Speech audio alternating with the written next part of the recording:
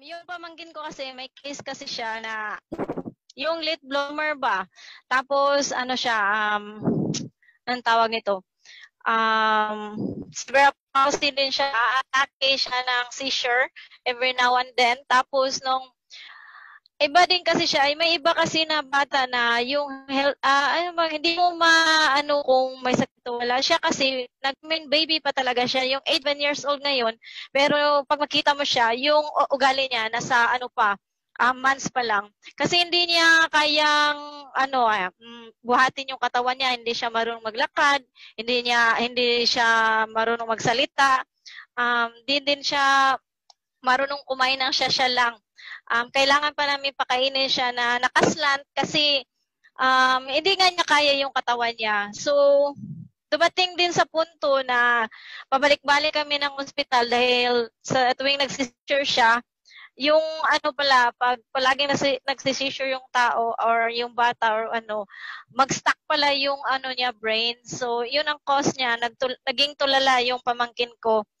And then, dahil nga hindi siya pwede makalakad, nakahiga lang siya o kaya paupuin lang namin nakaslant, dumating sa punto na nagka-pulmonya siya. Umubo na siya, marami ng problema yung ano niya, yung baga niya kasi hindi siya marunong magdura eh. So, mahirap sa sitwasyon na ganoon.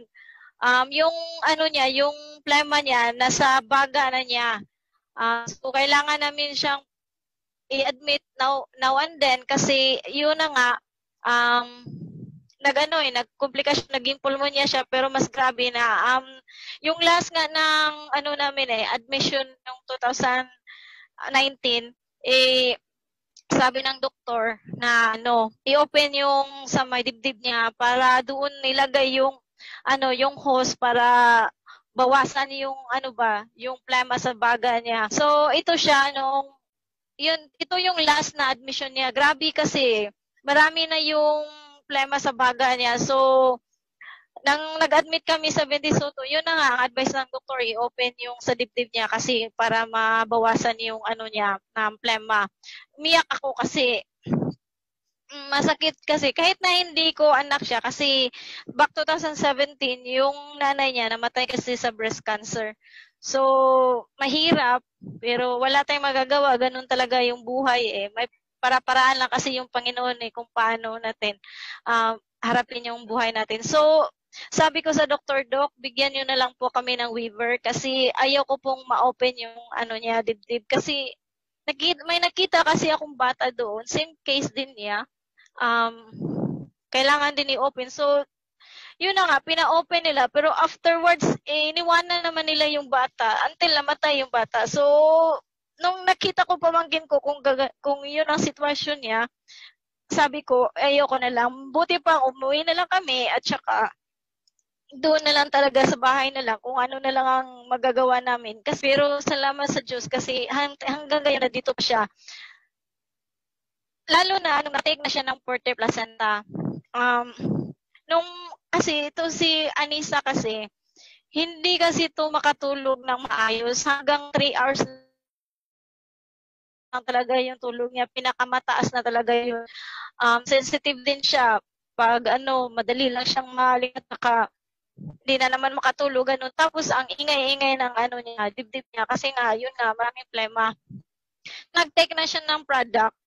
As in, ang tuwa-tuwa namin kasi, alam niyo, nang nag-take lang siya ng isang capsule ng gabi na yun, yung tulog niya, grabe talaga.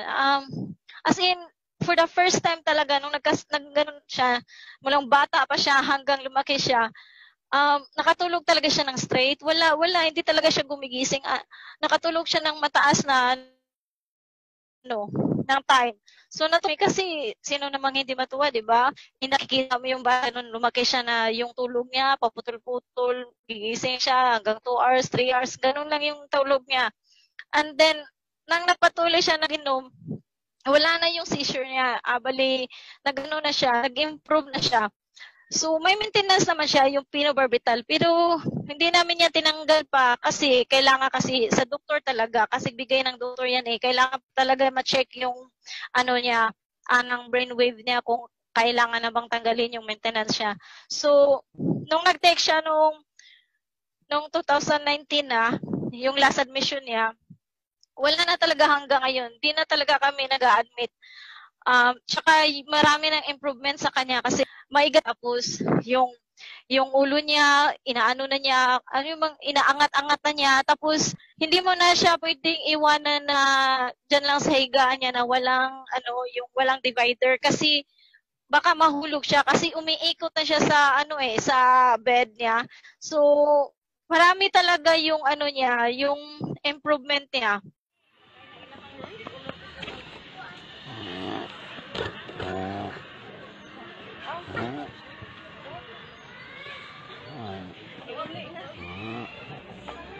Alam mo yung niya, nagsismile na siya, pero dati hindi mo talaga makikita yan. Tapos responsive na siya kasi pag makikita mo siya, kakausapin mo, tawagin yung pangalan mo, tumatawa na talaga siya.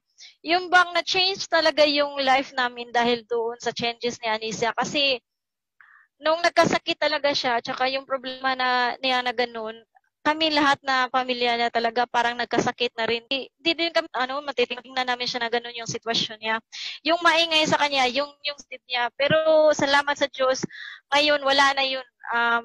Siguro, paminsan-minsan, konti na lang, hindi na yung maingay talaga. Tsaka yung pagtulog talaga niya, wala na talagang ingay. So, grabe talaga yung, pasalamat ko sa Porter Placenta. Kaya, ang ginagawa ko para matuloy ko yung pag-inom niya, ito yung ginagawa namin. Nag-advocate po kami.